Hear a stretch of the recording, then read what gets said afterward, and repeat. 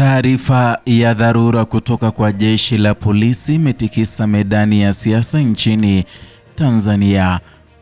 Ujambo na karibu kwa taarifa zetu za Kenyascope, na ikiwa ni siku yako ya kwanza hapa, tafadhali kumbuka kusubscribe. Vile waweza kugonga alama ya kengele ndipo uweze kupokea notifications kila wakati tunapokuletea taarifa hizi.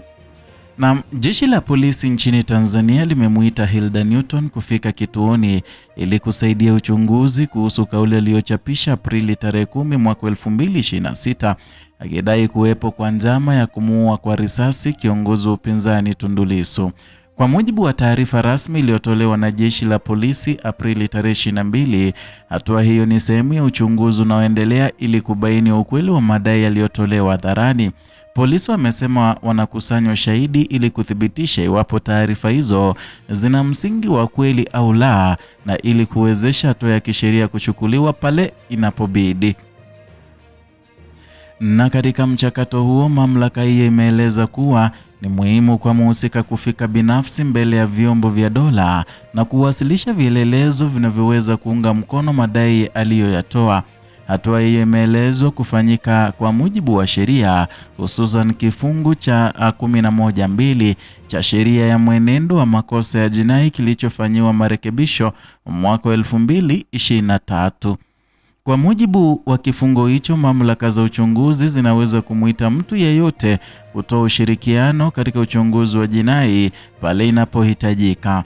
Na jeshi la polisi limesisitiza kuwa lina wajibu wa kushughulikia taarifa zote zinazoweza kuhatarisha usalama wa raia na viongozi bila kujali zinatoka kwa nani au zinahusu nani. Aidha, alimeeleza kuwa uchunguzi kama huu unahitaji umakini wa hali ya juu ili kuhakikisha haki inazingatiwa kwa pande zote. Na katika muktadha wa tukio hili, madai yaliyotolewa yanahusu usalama wa kiongozi wa kisiasa, ni jambo ambalo lina uzito wa kipekee katika mazingira ya kijamii na kisiasa ya nchi. Kwa sababu hii, uchunguzi unalenga si tu kubaini ukweli wa madai hayo, bali pia kuhakikisha hakuna hatari inayoweza kujitokeza dhidi ya mtu yeyote.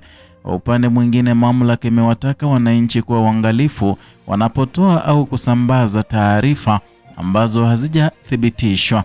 Onyo hilo linakuja wakati ambapo mtandao wa kijamii imekuwa jukwaa kuu la usambazaji wa taarifa, zikiwemo zile ambazo wakati mwingine hazina uthibitisho wa kutosha.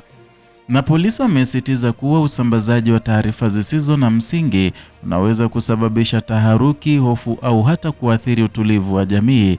Na katika hali kama hiyo, taasisi za usalama zinahitaji kuchukua hatua za haraka ili kudhibiti athari zinazoweza kujitokeza. Hatua ya kumuita mhusika imeibua mjadala miongoni mwa wananchi na wadau wa masuala ya kijamii na kisiasa. Baadhi ya wadau wanaona umuhimu wa uchunguzi wa kina ili ukweli ubainike, hasa kutokana na uzito wa madai yaliyotolewa. Kwao, mchakato wa uchunguzi unafanywa kwa kufuata sheria ni njia sahihi ya kupata majibu yanayohitajika. Na kwa upande mwingine, wapo wanaoangazia umuhimu wa kulinda uhuru wa kutoa maoni, wakisisitiza kuwa ni haki ya msingi katika jamii ya kidemokrasia. Hata hivyo, mjadala huu unaendelea sambamba na msisitizo wa mamlaka kwamba uhuru huo unapaswa kuendana na uwajibikaji, hasa linapokuja suala la taarifa zenye athari kwa usalama wa taifa. Na kwa ujumla, tukio hili linaangazia changamoto iliyopo kati ya uhuru wa kujieleza na wajibu wa kuhakikisha taarifa zinazotolewa zina msingi wa ukweli. Na katika mazingira ya sasa ambapo taarifa zinaweza kusambaa hasa kwa haraka kupitia majukwaa ya kidijitali, umuhimu wa uhakiki wa taarifa unazidi kuonekana kuwa wa msingi. Kwa upande wa uchunguzi unaoendelea, hatua zinazofuata zinategemea ushahidi utakaowasilishwa na mhusika pamoja na taarifa zitakazokusanywa na vyombo vya uchunguzi. Mamlaka haijatoa muda maalum wa kukamilika kwa uchunguzi huo, lakini imeeleza kuwa mchakato utaendelea kwa mujibu wa taratibu za kisheria. Kwa wananchi, tukio hili linaendelea kufuatiliwa kwa karibu, huku wengi wakisubiri kujua hatma ya uchunguzi huo na hatua zitakazochukuliwa. Na katika muktadha mpana, suala hili linaathiri namna jamii itakavyotazama uaminifu wa taarifa, usalama wa viongozi na uwajibikaji wa wananchi katika matumizi ya majukwaa ya mawasiliano. Linaibua pia umuhimu wa taasisi za dola kufanya kazi kwa uwazi na kwa kutafuta sheria ili kujenga imani ya umma. Kwa sasa macho ya wengi yanaelekezwa katika mchakato wa uchunguzi, hususan katika hatua ya ukusanyaji na uchambuzi wa ushahidi. Ni mchakato unaohitaji umakini, weledi na ufuatiliaji wa karibu ili kuhakikisha matokeo yake yanakuwa ya haki na yenye kuzingatia sheria. Na kwa kuzingatia uzito wa madai yaliyotolewa, mamlaka zimeweka wazi kuwa hazitachukulia swala hili kwa uzembe, bali zitahakikisha ukweli unapatikana kupitia njia halali. Wakati huo huo, wananchi wanaendelea kukumbushwa wajibu wao wa kutumia taarifa kwa uangalifu na kuhakikisha wanachangia katika kudumisha amani na utulivu wa jamii.